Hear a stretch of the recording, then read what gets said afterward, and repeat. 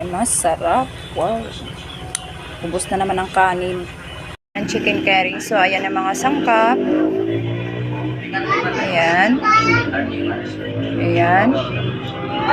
Yung mga gata.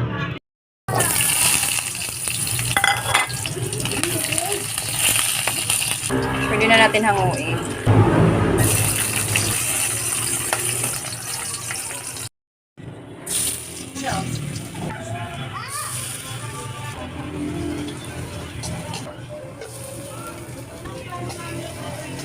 Pwede na natin yung manok.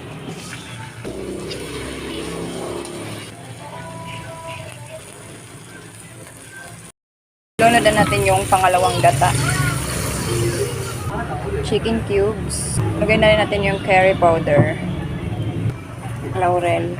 At ilagay na rin natin yung bell pepper, carrots, and patatas. Takpan muna natin ng